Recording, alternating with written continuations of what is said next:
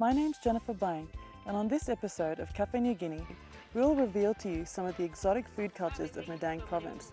We'll also be sharing with you various ways of preparing galip nut, which is considered to be a delicacy in some parts of Papua New Guinea. We'll be looking at unique dishes such as tapal, made from tapioca, and also the diverse cooking styles of Riwo village. Our road trip exploring Papua New Guinean cultures and cuisines leads us to the beautiful Madang Province.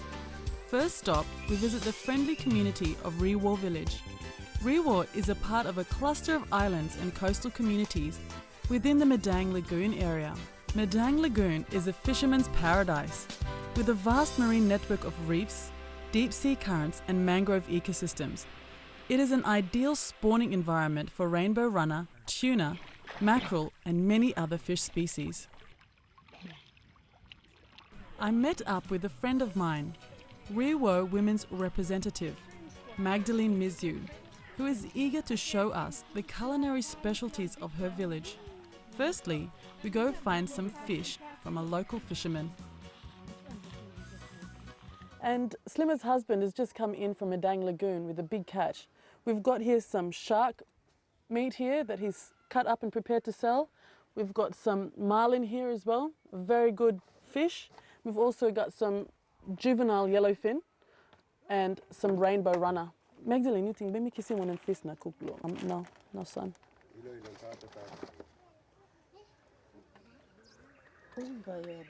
Rainbow runner.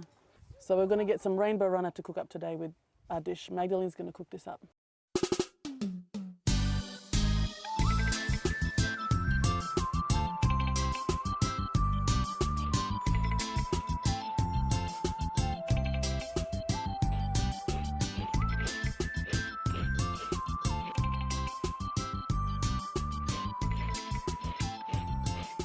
I'm here in Riwo village with Magdalene and Clara, and we're going to be cooking up a traditional dish for you today called anang. So here we have some ibica, which is very, very high in iron. We've got some fish here for our protein. We've also got some local sweet potatoes, very high in calcium. Some Singapore taro, pit, which is actually a flower from a grass. We've got the ground sago over there and some grated coconut. We're going to cook up all these delicious foods together and have a taste of Riwo cooking. The first preparation in our anung feast is making pit wrapped in ibica leaves. Strips of the pit husk are turned into useful string to tie the wrap together.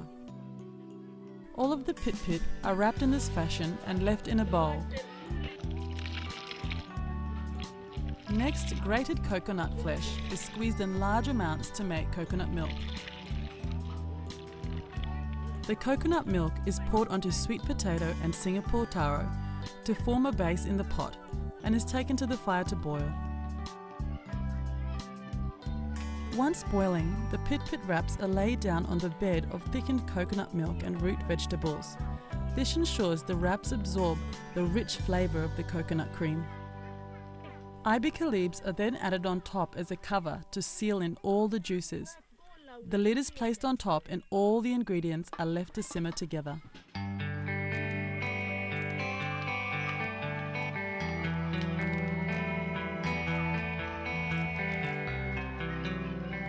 The boys have just roasted up the pit and I can tell you, this is a really great food.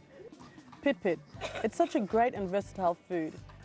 You can dice it and cook it up in any sort of food that you want. You can have it in curries or stir fries. Whatever you cook it in, it'll soak up that flavour.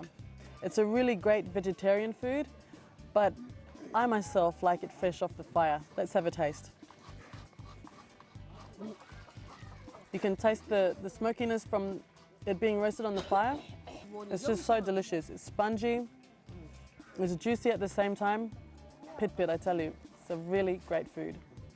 The next step in preparing the anung feast is making the sago pit coconut rolls.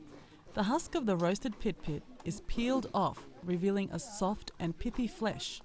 The pit is ready to be combined with the sago flour. Magdalene and Clara are now pressing the sago flour into the pit because the pit is nice and moist